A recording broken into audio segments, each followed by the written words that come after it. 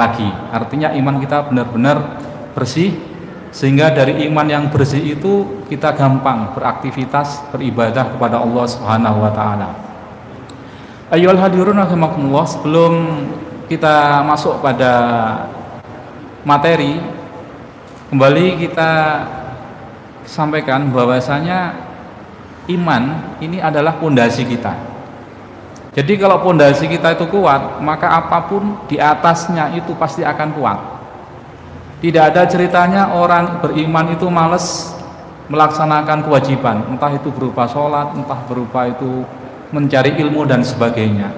Kalau ada indikasi kita itu malas, entah itu thalabul ilmi, entah itu bayar zakat, entah itu sholat atau meninggalkan larangan, itu yang bisa dicurigai pertama adalah keimanan kita. Mungkin masih belum sempurna. Nah, disitulah kita punya kewajiban untuk kembali merefresh iman kita, kembali membetulkan iman kita, sehingga tidak ada lagi rasa malas dalam beribadah kepada Allah Subhanahu wa taala.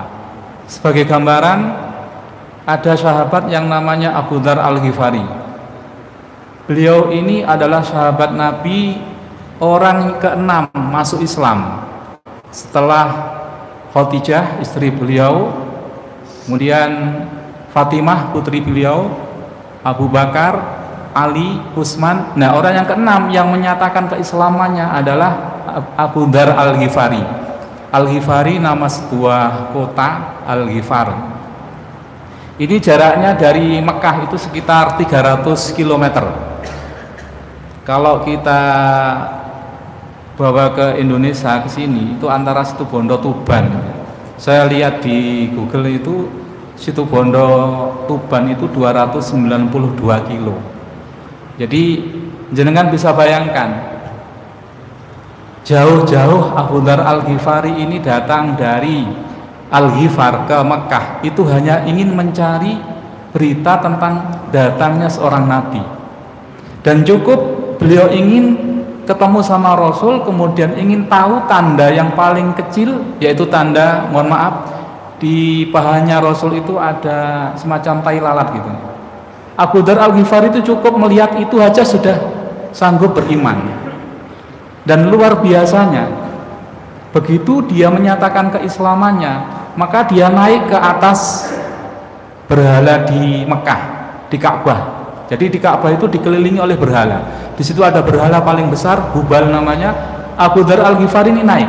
Kemudian dia di atas berhala itu menyatakan keislamannya, baca syahadat, asyhadu an la ilaha illallah wa asyhadu anna Muhammadar Rasulullah. Resikonya orang kafir Quraisy memukuli beliau sampai tidak sadarkan diri. Begitu dia sadar, naik lagi, dipukuli lagi, tidak sadar, naik lagi sampai terulang 3 kali. Ini Abu Dzar Al-Ghifari. Artinya apa? Iman yang benar-benar menghunjam di dada itu tidak akan takut terhadap siapapun. Tentu kita nanti akan ada perhitungan tersendiri, tidak sembarang berani. Nah, ini ditiru sama Umar bin Khattab. Jenengan bisa baca di sirah itu gimana keislaman Umar bin Khattab. Gara-gara adiknya yang masuk Islam duluan, kemudian membaca Quran, ditampar. Begitu ditampar, adiknya baca Quran, tergetar hatinya, dia menyatakan keislamannya. Begitu dia masuk Islam, waktu itu tersembunyi semua, disembunyikan sama Rasul. Kenapa? Karena memang jumlahnya masih sedikit. Tapi Umar lain, dia iklankan dirinya tentang keislamannya. Karena zaman itu belum ada media massa dia, apalagi media sosial seperti sekarang. Dia datangi tukang gosip. Jadi tidak hanya sekarang, di zaman jahiliyah pun tukang gosip itu ada. Umar bin Khattab ini datangi tukang gosip untuk menyatakan keislamannya, dengan harapan dari tukang gosip itu keislaman Umar bin Khattab menyebar kemana-mana. Tidak puas ke tukang gosip, tiap rumah didatangi Umar bin Khattab, diketuk pintunya, menyatakan saya Islam, saya Islam. Dan hebatnya lagi, dia nantang siapa yang ingin suaminya hilang kepalanya, siapa yang ingin istrinya menjadi janda, temui Umar di ini untuk duel. Dan itu dilakukan benar sama Umar bin Khattab. Ayo lanjutkan, kita berharap keimanan kita tidak seperti para sahabat demikian, tapi paling tidak terhadap kewajiban kita hari-hari ini, sholat, thalabul ilmi, meninggalkan larangan dan sebagainya, itu bisa termotivasi. Itu semua kembali lagi kepada akidah kita, keimanan kita. Kalau keimanan kita mantap, insya Allah itu akan menjadi ringan semuanya. Ayolah hadirin rahimakumullah, kita masuk kepada pengantar. Masalah qada dan qadar ini tidak pernah muncul di zaman sahabat, seperti seminggu yang lalu kita sampaikan. Nah, kalau tidak muncul di zaman sahabat, kenapa kita bahas hari ini? Karena di zaman sahabat itu masih murni, pemahaman qada qadar mereka itu benar-benar bersih. Setelah filsafat Yunani masuk, ilmu kalam masuk, nah pemahaman qada qadar kita ini sekarang sudah tercemari. Nah, tujuan kita adalah membersihkan kembali tentang qada dan qadar ini sebenarnya bagaimana yang benar. Dan masalah mulai muncul ketika banyak ulama yang menerjemahkan buku-buku filsafat Yunani ke dalam bahasa Arab. Ini sebagai resiko pada waktu Islam sudah menyebar kemana-mana, salah satunya ke Yunani dan Romawi. Dan kita pahami Yunani Romawi ini adalah pusat peradaban, di situ para cendekiawan dilahirkan, di situ juga munculnya filsafat. Nah, untuk mengimbangi itu, ulama-ulama kita itu menerjemahkan kitab-kitab filsafat. Akhirnya lama-lamaan kemudian, ya dikit banyak filsafat mempengaruhi umat Islam. Jadilah nanti muncul yang namanya qada qadar, itu punya pemahaman baru, bukan qada qadar yang dimaksud oleh Rasul, oleh Allah. Nah, ini yang kita maksud, kita kembali bahas dengan tujuan itu, untuk membersihkan dari noda-noda filsafat dan ilmu kalam itu. Ulama tertantang untuk menyelesaikan masalah yang ada dalam kajian filsafat Yunani tersebut.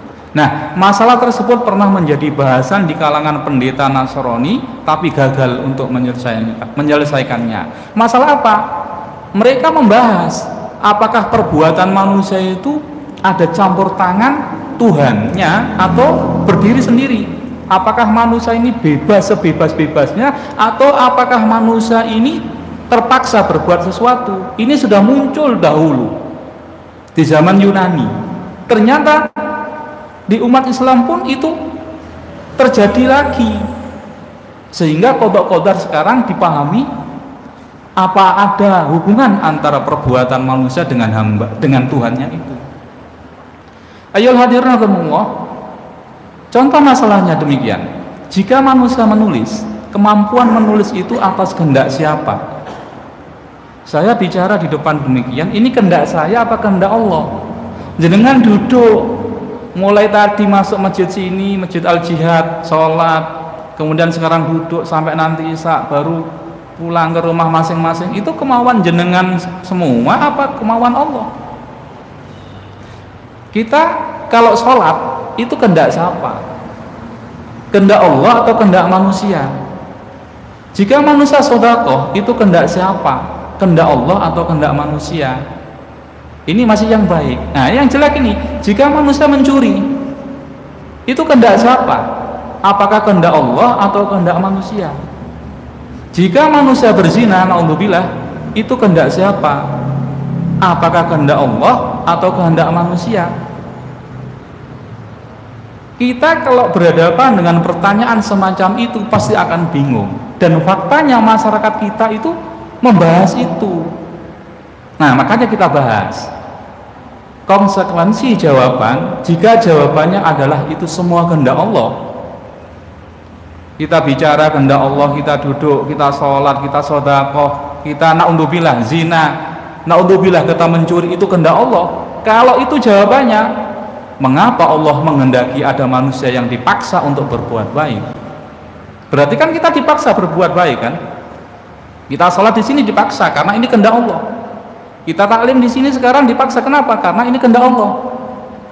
Mengapa ada manusia juga yang dipaksa untuk berbuat jahat? Faktanya di luar sana ada orang yang mencuri, ada yang mabuk-mabukan, ada yang zina dan sebagainya. Itu kalau jawabannya adalah kehendak Allah, berarti kan dipaksa.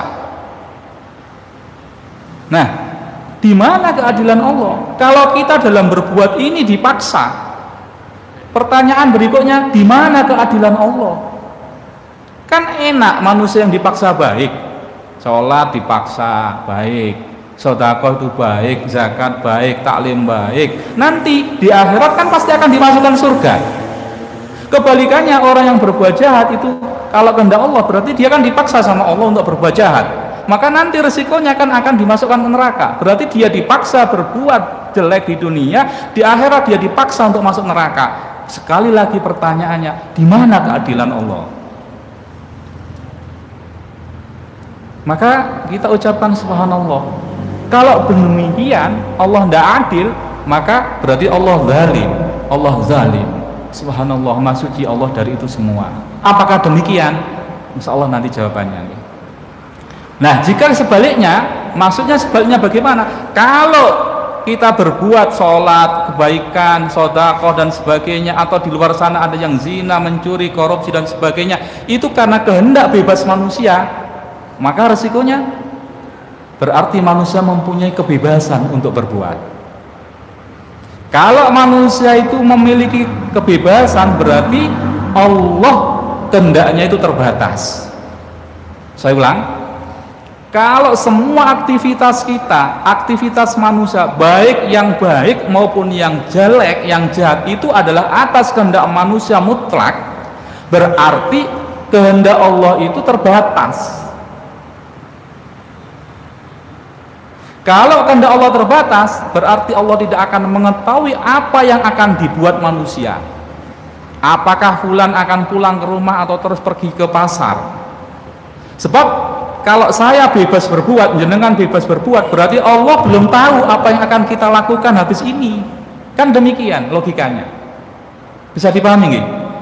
Kalau manusia ini bebas berbuat, berarti kemahatauan Allah, kehendak Allah itu terbatas, dibatasi oleh perbuatan manusia itu sendiri.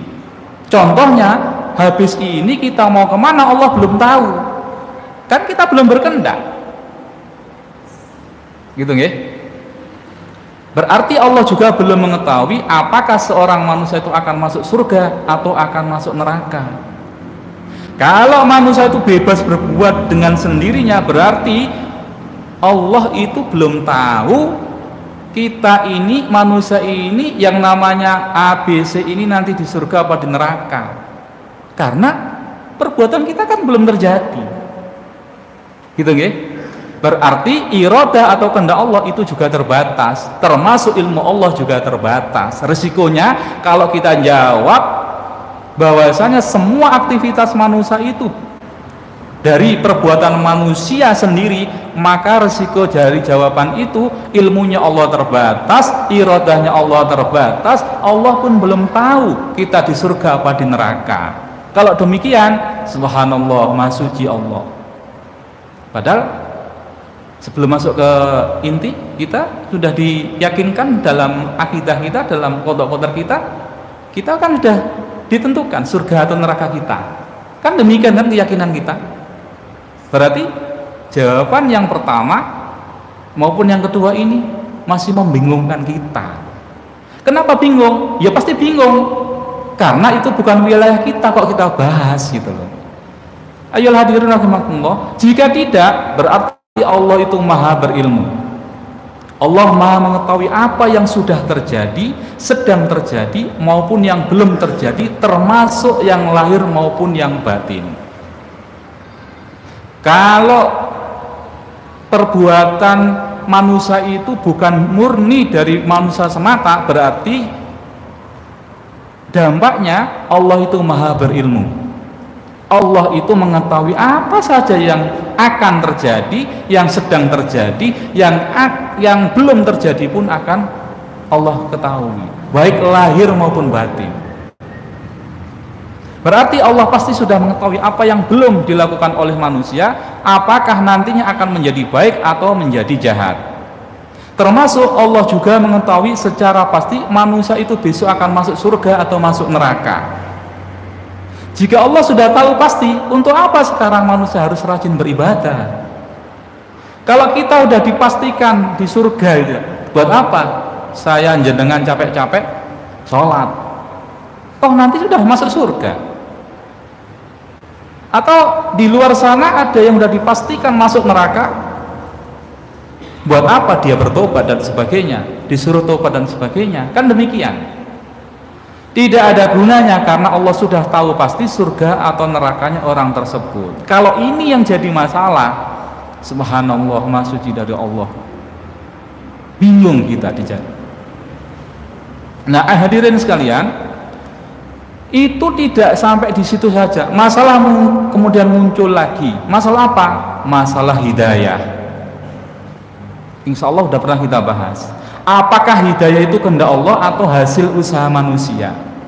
Kalau di masyarakat kita ada orang cengkal, tidak mau sholat dan sebagainya, belum dapat hidayah dia. Padahal kemarin pembahasan kita, hidayah dibagi menjadi 3. 1, 2 diberikan pada semua. Yang ketiga, hidayah itu taufik, ini Allah tidak akan berikan kalau kita tidak berusaha. Kan demikian.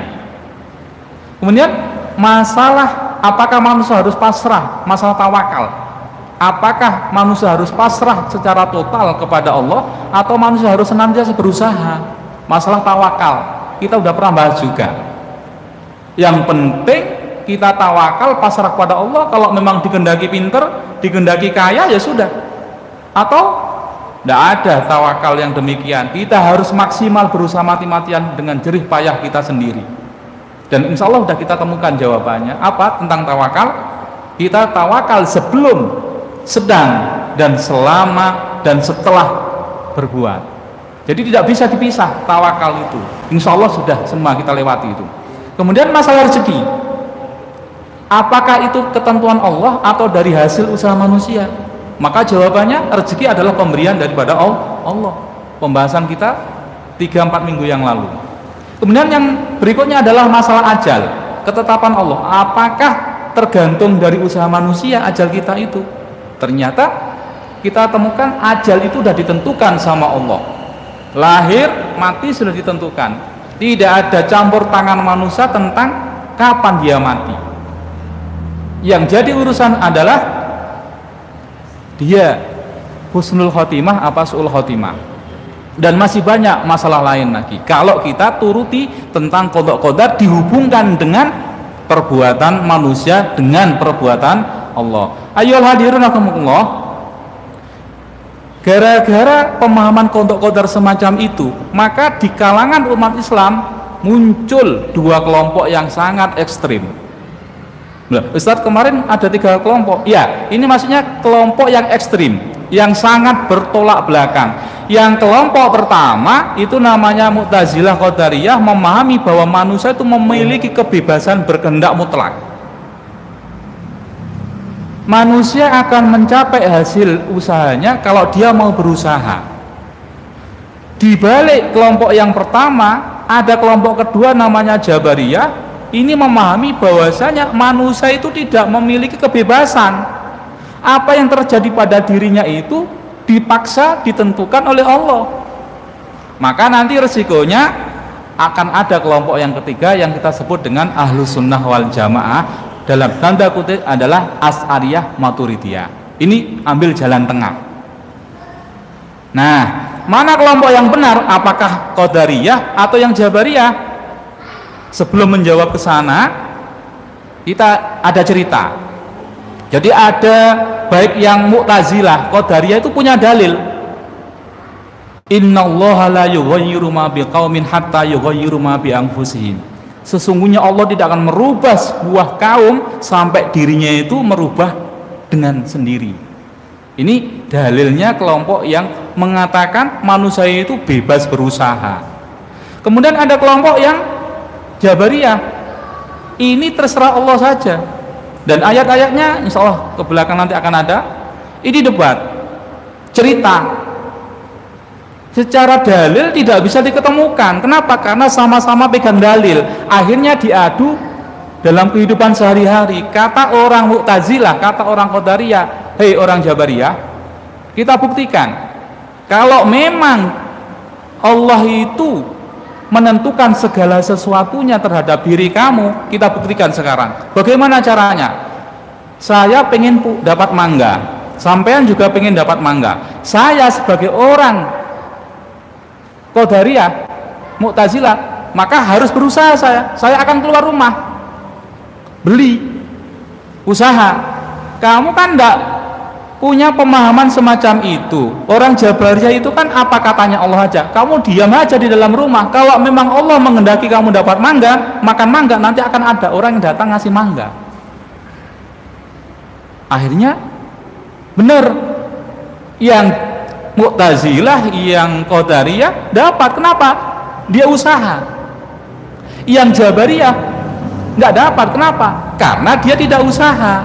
Tapi kemudian karena yang Qadariyahnya kasihan, dikasih mangga juga. Apa jawab? Nah ini Allah menentukan saya dapat mangga, ya saya dapat mangga juga meskipun Haman yang ngasih.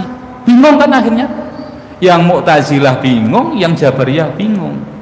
Ayo hadirin rahimakumullah, maka kita harus meneliti dalil-dalil tentang itu semua. Secara dalil memang ada yang menyatakan semua itu di tangan Allah. Seperti ini. Wa makana linafsin antamuta illa biidnillah kitaban muajjala. Sesuatu yang bernyawa tidak akan mati melainkan dengan izin Allah sebagai ketetapan yang telah ditentukan waktunya. Ini udah clear, ajal ini di tangan Allah, sudah, tidak perlu kita bahas lagi.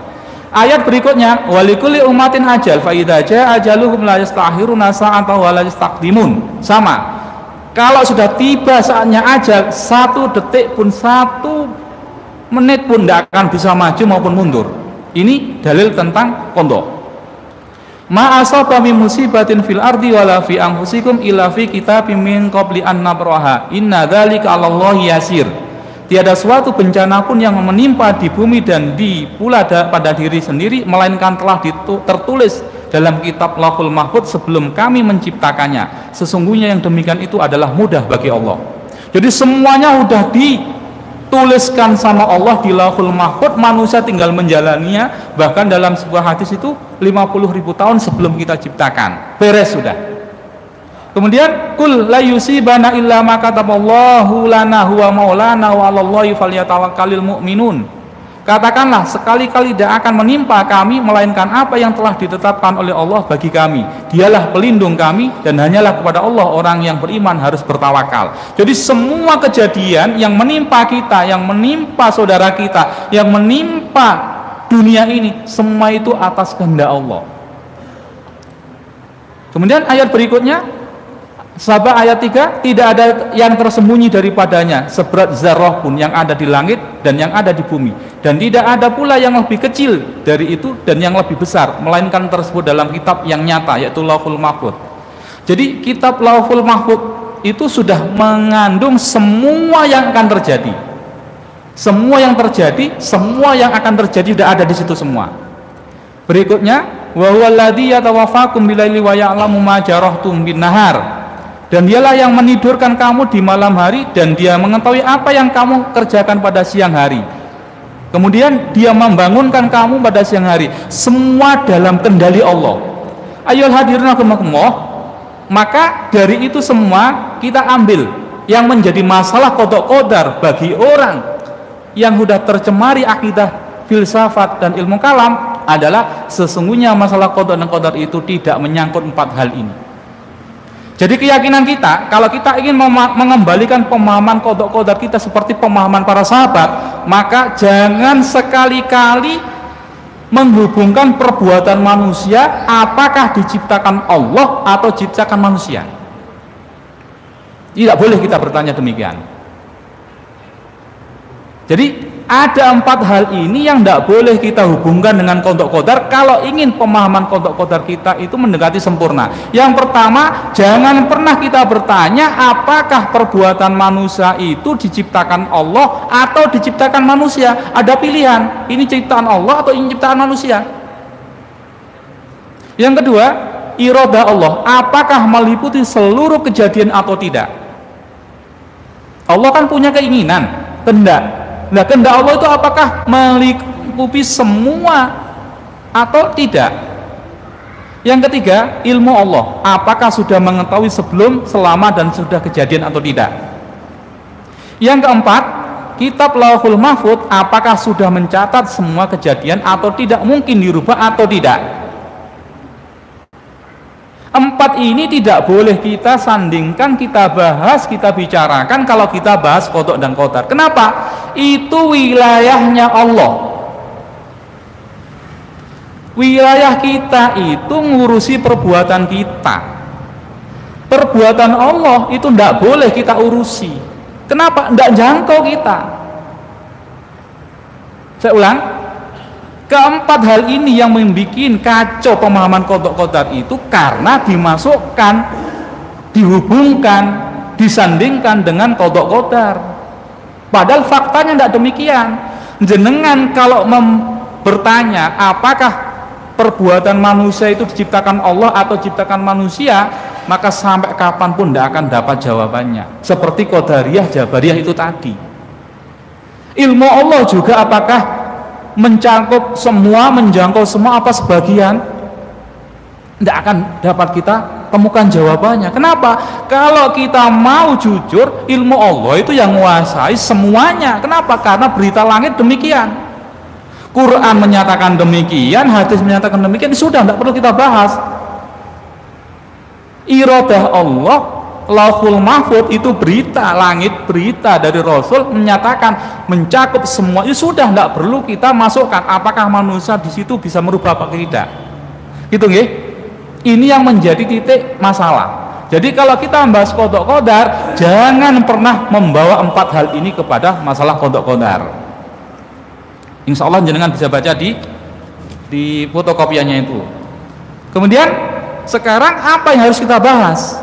Maka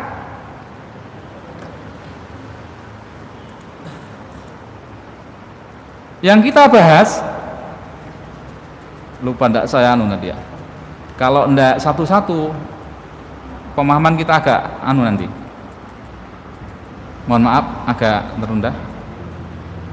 Yang harus kita bahas dalam qada qadar itu adalah perbuatan manusia.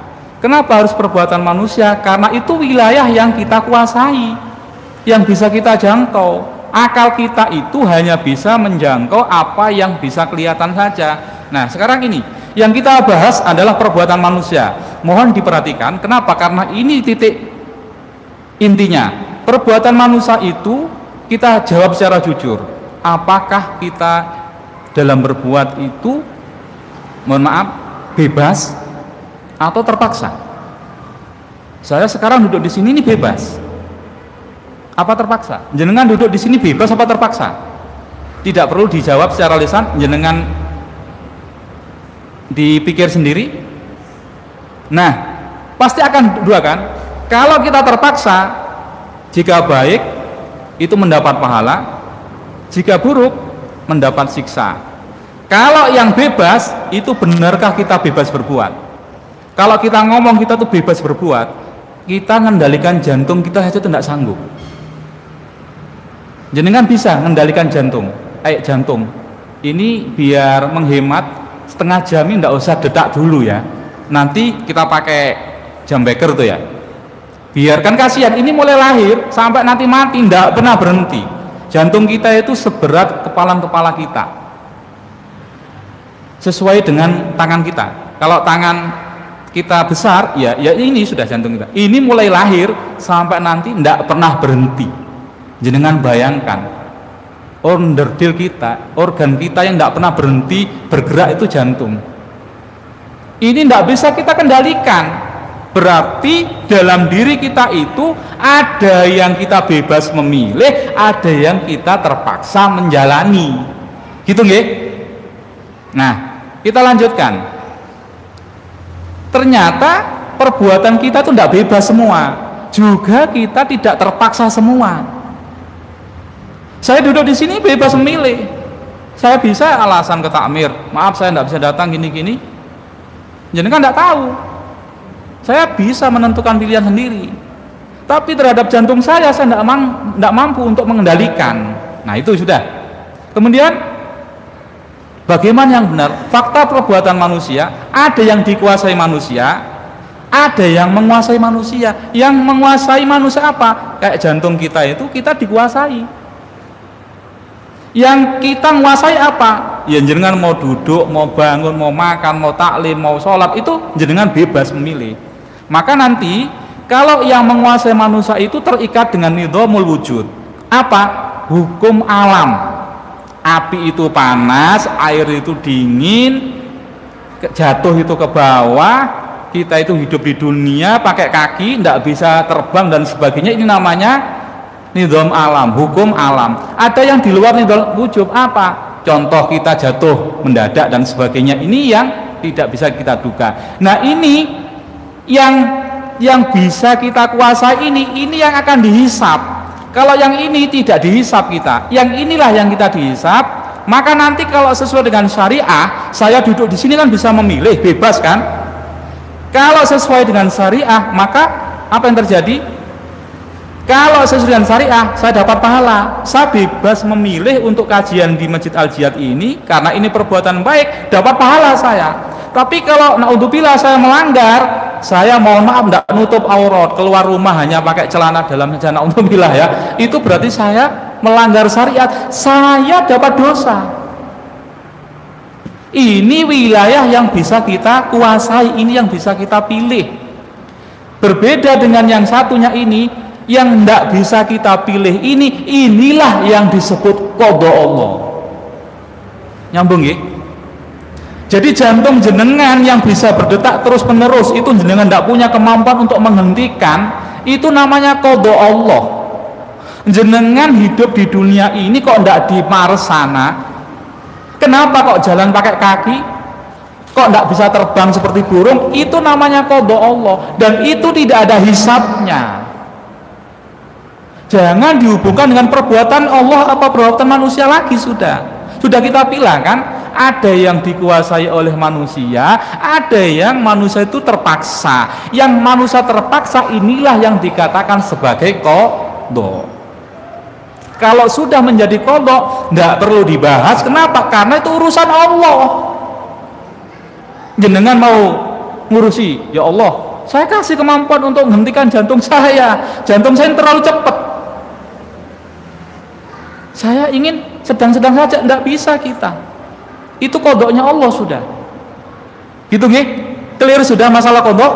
Jadi jenengan tidak perlu bahas jantung saya berdetak dan sebagainya, ini apakah campur tangan manusia apa Allah? Jawab, itu perbuatan Allah. Perbuatan Allah tidak perlu dibahas. Kenapa? Itu wilayah yang tidak kita kuasai. Titik sudah. Saya diciptakan Allah, dilahirkan laki, sudah tidak perlu dibahas sudah. Apakah bapak ibu saya dulu tidak usaha ya? Sekarang kan ada zaman canggih. Kalau kromosomnya XX itu menjadi laki perempuan dan sebagainya, kenapa ibu saya dulu bapak kalau tidak usaha kayak gitu? Jangan bayangkan tahun 75 suruh mikir kayak gitu, bingung kan? Yang ada apa? Tidak menerima qada Allah. Inilah yang dikatakan sebagai orang yang tidak menerima qada. Kalau sudah terjadi dan itu tidak ada campur tangan manusia, sudah clear ya sampai situ ya. Nah sekarang tinggal qadarnya. Ini tidak dihisap. Hal yang tidak bisa kita kendalikan itu tidak ada hisapnya, tidak perlu dibahas. Kenapa? Tidak ada hisapnya, kita terima saja jadinya. Kenapa? Pemberian Allah, disikapi yang benar. Kalau itu baik kita syukuri, kalau itu jelek kita sabar, kan gitu nanti yang diminta sama Allah itu. Sekarang qadar itu apa? Kita perhatikan, setiap benda itu memiliki khasiat. Api membakar, pisau memotong, roti mengenyangkan. Ini namanya qadar, kadar. Nggih? Jadi ada qada, qadar. Qada itu ketetapan Allah, qadar itu kadarnya. Kalau api itu membakar, kalau pisau itu memotong, kalau roti nasi amsli itu mengenyangkan. Ini namanya kadar. Qadar bahasa Arabnya. Apa ada hubungannya dengan perbuatan manusia? Tidak ada. Ini perbuatan Allah. Yang bikin api itu bisa panas siapa? Allah. Yang bisa pisau itu memotong itu siapa? Memang tukang pisau yang ngasah, tapi bisa merusak tubuh manusia dan sebagainya itu kan Allah yang meletakkan. Nah, qadar ini tidak ada hisapnya. Tidak perlu kita bahas apakah itu manusia terlibat di situ apa tidak perlu. Yang Allah berhak mencabut khasiat tersebut. Contoh, api pada waktu membakar Nabi Ibrahim dicabut sama Allah. Seharusnya panas, tidak jadi panas. Kenapa? Itu yang Allah yang menciptakan, Allah yang mau berbuat sekendaknya. Manusia tidak perlu ikut campur di situ.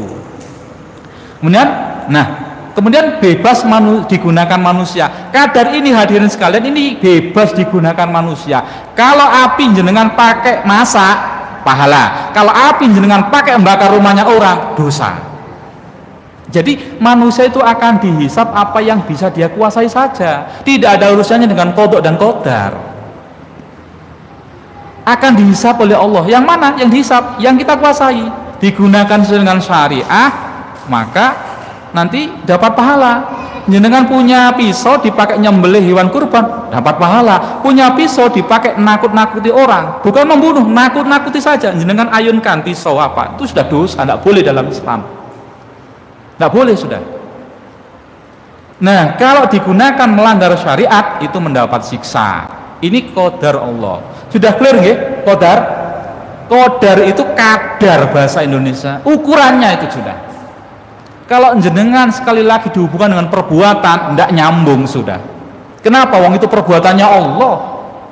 Itu pada benda hadirin. Sekarang pada tubuh kita. Tubuh kita juga memiliki khasiat. Mata melihat, telinga mendengar, kaki berjalan, perut lapar, kelamin, titik-titik, sudah paham semua. Ini namanya qadar Allah. Allah letakkan. Kenapa kok dalam tubuh kita ada rasa lapar? Itu maunya Allah. Kalau jenengan tidak dikasih rasa lapar, mau jadi apa jenengan? Yang ada binasa. Itu udah kadarnya Allah. Kenapa kita mendengar dengan telinga? Kok tidak dengan, maaf, kalau semua itu kan pakai antennya kan? Hewan lain itu tidak ada yang tidak pakai telinga dengar. Kaki kita berjalan. Kalau burung terbang kan, maunya saya itu kan enak terbang. Sini Bondowoso itu saya kalau naik sepeda itu kalau cepet itu 40 menit. Saya mainnya tuh 2 menit terbang gitu. Tapi kan tidak bisa. Kodoknya Allah sudah menetapkan saya harus jalan pakai kaki. Dan kodarnya kaki saya yang dua ini tidak bisa terus-terusan. Kita percepat. Nah, qadar ini tidak dihisap.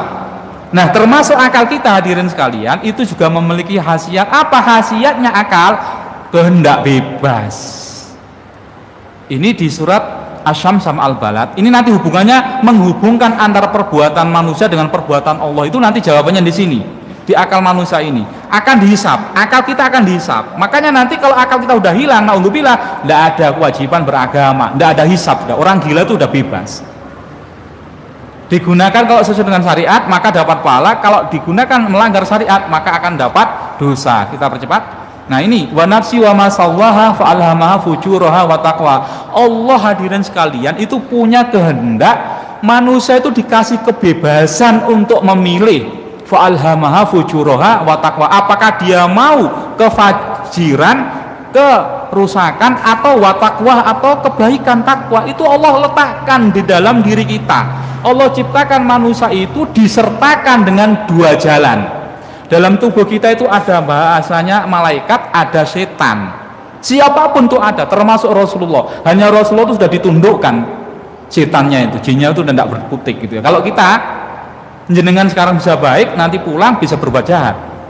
Kenapa? Tergantung siapa yang kuat, setan apa malaikatnya. Ini manusia dikasih kebebasan sama Allah untuk menentukan pilihannya. Wa hadainahun najdain. Makanya Allah sertakan juga dengan Al-Qur'an, yang begitu kayak begini, yang jelek itu begini. Ini yang namanya kebebasan yang Allah berikan. Maka selanjutnya bagaimana kita harus mengaitkan dua kehendak ini? Ini yang menjadi masalah. Bagaimana kita dapat mengaitkan antara kehendak Allah dengan kehendak manusia? Iradah Allah memang meliputi segala sesuatu termasuk terhadap kehendak manusia. Jadi memang Allah itu punya keinginan, semuanya itu sudah Allah tentukan keinginan Allah itu, termasuk pada diri kita. Nah nanti manusia itu dikasih Allah kebebasan untuk memilih. Pada waktu dia memilih itu, maka dia menggunakan apa yang menjadi ketetapan Allah berupa qadar. Kalau demikian, makanya kalau kita berbuat baik, kita biasa memuji Allah, datangnya dari Allah. Kalau kita berbuat jahat, berbuat maksiat, kita tidak boleh menisbahkan, menyampaikan, ini termasuk perbuatan Allah. Naudzubillah, tidak boleh. Kalau baik datangnya dari Allah, kalau jelek itu datangnya dari diri kita sendiri yang tidak sanggup untuk memilih yang baik. Maka bagaimana kehendak Allah terhadap kehendak manusia? Ternyata Allah telah berkehendak kepada manusia untuk memiliki kehendak bebas. Mungkin alatnya demikian. PLN itu nyiptakan yang namanya listrik, kemudian dialirkan ke seluruh rumah-rumah ini. Yang menggunakan siapa hadirin? Jenengan kan? Apa boleh kalau jenengan pakai yang rusak kemudian jenengan nisbahkan ini gara-gara PLN ini yang nyiptakan listrik makanya sekarang terbakar konslet semua? Nggak bisa. Benar yang nyiptakan listrik, yang bikin listrik itu adalah PLN, tapi yang menggunakan jenengan bebas kan memilih. Tapi saya tidak berusaha untuk menyandingkan atau membandingkan antara PLN dengan Allah, naudzubillah. Mohon maaf ya, jangan dipahami demikian. Itu hanya gambaran terdekatnya saja. Ayyuhal hadirin rahimakumullah, sehingga ketika akal manusia memiliki kemampuan untuk bebas memilih perbuatannya, itu adalah kehendak Allah juga. Mohon dipahami. Pada waktu manusia punya kemampuan bebas memilih, ini juga kemauan Allah. Hanya nanti ini kan jadi tempat ujian. Kalau digunakan untuk yang baik, maka dia akan dapat pahala. Kalau digunakan jelek, maka dia akan dapat dosa. Nah sekarang mohon maaf, walau syaa rabbukal amana man fil ardi kulluhum jami'an afa anta tukrihun nasa hatta yakunu mu'minin. Dalilnya, Allah itu kalau menghendaki semua itu akan dijadikan beriman semua, sanggup Allah. Tapi faktanya Allah tidak kehendaki itu. Artinya apa? Allah kasih kebebasan pada manusia, silakan milih. Kalian tak kasih akal, silakan bebas memilih. Kalau baik tak kasih pahala surga, kalau jelek tak siksa nanti di neraka. Ini kehendak Allah yang Allah berikan lewat akal kita. Jadi sekali lagi kita tidak boleh menyandarkan yang jelek kepada Allah Subhanahu wa taala. Ayolah hadirin rahimakumullah, mungkin contoh gampangnya begini. Sebelum saya tutup, contoh kasus. Ada kasus bunuh diri dengan menusukkan pisau sampai mati. Bagaimana hal itu dapat dijelaskan? Kita mencoba mengaplikasikan kodok-kodok ini dalam kehidupan sehari-hari. Nah, untuk menguraikan kasus kejadian bunuh diri, maka begini cerita. Yang pertama, mengapa dia bunuh diri? Karena diputus cinta oleh pacarnya sehingga hatinya sangat pedih. Tetangga saya saat ini masih ada di Puskesmas Wonosari itu habis minum racun, mau bunuh diri. Kenapa? Karena ada pihak ketiga gitu ya. Nah, saya ulang, diputus cinta oleh pacarnya sehingga hatinya sangat pedih. Kenapa hati kita pedih? Allah tetapkan hati kita itu kalau menerima sesuatu yang tidak mengenakan, sedih kan? Itu qadarnya Allah sudah. Jenengan ini harus susah kalau melihat sesuatu yang menyedihkan kok tidak sedih, berarti hati kita sudah bermasalah. Berarti qadar Allah sudah tidak berlaku di hati jenengan. Ini qadarnya Allah. Siapapun yang punya hati, kalau dia tertimpa musibah yang tidak mengenakan, dia pasti akan sakit, akan sedih. Ini juga dilalui oleh orang yang diputus cinta. Maka diputus cinta itu kodoknya Allah. Saya ulang, diputus cinta itu kodoknya Allah. Kenapa? Kan tidak sanggup dia untuk apa ya? Kalau ada orang diputus cinta itu kan bukan yang memutus loh ya, yang diputus cintanya. Yang perempuan diputus cinta sama yang laki, yang diputus cinta ini sudah kodoknya Allah. Si wanita ini tidak sanggup untuk merubah dan sudah terjadi diputus cintanya. Ini kodok. Tidak ada hisab sampai di sini. Maka hatinya bisa mengalami kepedihan. Ini qadarnya Allah. Kenapa? Hati itu sama Allah dikasih ukuran. Kalau lihat yang senang dia akan gembira. Kalau lihat yang sedih dia akan sedih. Itu udah qadarnya Allah udah. Tidak dihisab sampai di sini, tidak dihisab.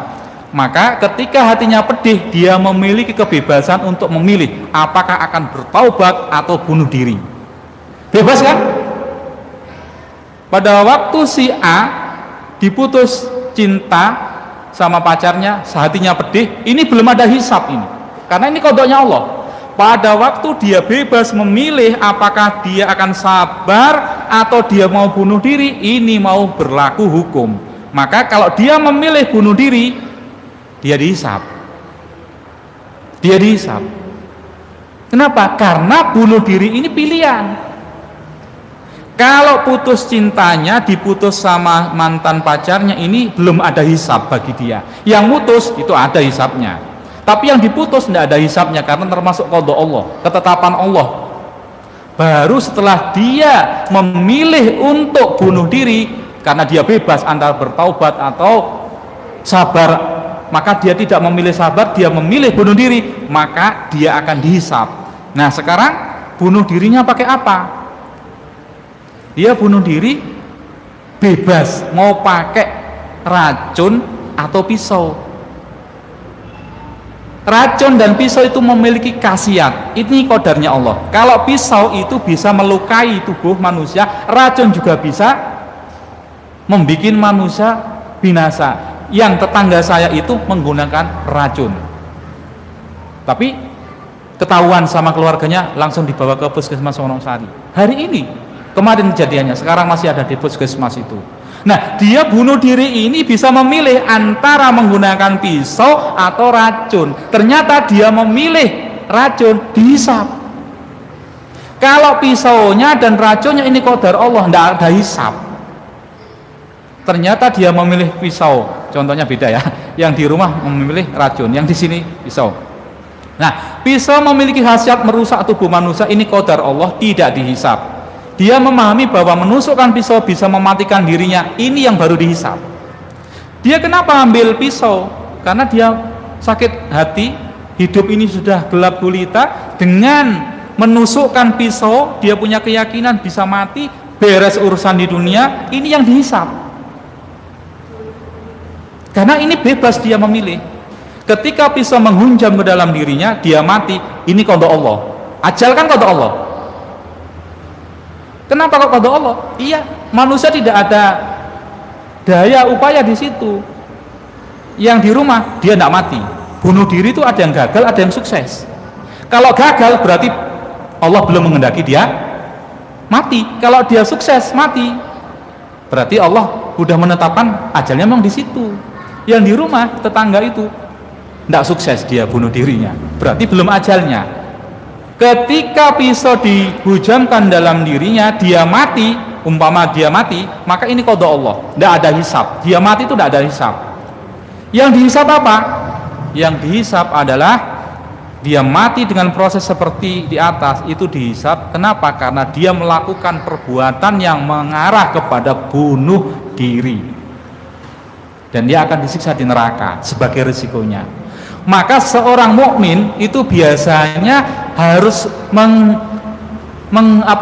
menjaga dirinya, jangan sampai kita ada pada perbuatan yang melanggar syariah atau ada pada tempat yang itu tidak bagus, tempat maksiat. Kenapa? Ajal kita kan udah Allah tentukan dan kita tidak tahu. Bisa jadi kita pas di sini ajal diambil, mati. Jenengan kalau baca medsos hari ini beredar PCNU Singosari nggih, sudah nyebar itu, ngisi ceramah baru berapa kata gitu langsung mic-nya jatuh, meninggal. Kita kendaki semacam itu, kita meninggal dalam posisi husnul khotimah, dalam keadaan beribadah. Atau contoh yang dari Maroko itu ya, yang minum homer itu saja, karena lagi itu di media sosial, di WhatsApp itu ya, pemabuk mau masuk masjid dihalang-halangi sama yang lain, kemudian sama imamnya itu dimandikan, diwudui, kemudian diajak sholat, mati. Nah ini yang kita inginkan. Maka kita ini diminta sama Allah cari posisi perbuatan yang baik atau tempat yang baik biar kita tidak termasuk orang su'ul khotimah. Itu yang dikatakan qada. Na'udzubillah kalau kita sampai bunuh diri. Ayolah hadirin rahimakumullah, sebagai penutup, mohon maaf, seharusnya manusia lebih waspada terhadap perbuatan-perbuatan yang berasal dari kehendak bebasnya. Kalau masalah qada ini sudah kepastian dari Allah, tidak perlu pikirkan. Kenapa? Ya sudah, sabar saja kalau itu jelek. Kalau baik, alhamdulillah. Yang harus kita waspada itu adalah perbuatan bebas kita itu. Hati-hati benar kita. Kita mau kemana ini, benar apa enggak, melanggar syariat apa enggak. Kalau melanggar takut kita pas ajal datang mati kan, na'udzubillah. Kemudian karena perbuatan itu akan dimintai pertanggungjawaban, maka harus hati-hati terhadap kejadian-kejadian yang menimpa kita. Harus kita imani bahwa itu adalah ketentuan Allah, baik qadar maupun qada. Jika kejadiannya menyenangkan kita harus sabar, harus syukuri. Kalau kejadiannya menyusahkan kita harus sabar. Semuanya harus kita kembalikan kepada Allah Subhanahu wa taala. Ayolah hadirin rahimakumullah, kesimpulannya qada qadar itu tidak ada urusan dengan perbuatan manusia atau perbuatan Allah. Kita tidak boleh menghubungkan itu. Kenapa? Karena bukan wilayah kita ngurusi perbuatan Allah. Yang kita pikirkan adalah perbuatan kita yang kita bebas memilih itu nanti yang akan dihisab, akan dimintai pertanggungjawaban oleh Allah Subhanahu wa taala. Ayolah hadirin rahimakumullah, mohon maaf jika ada kekurangan. Billahi taufiq wal hidayah wa ridha wal inayah, nasr minallah wa fathun qarib. Subhanakallahumma wa bihamdika asyhadu an la ilaha illa anta astaghfiruka wa atubu ilaik. Wa akhiran, assalamualaikum warahmatullahi wabarakatuh.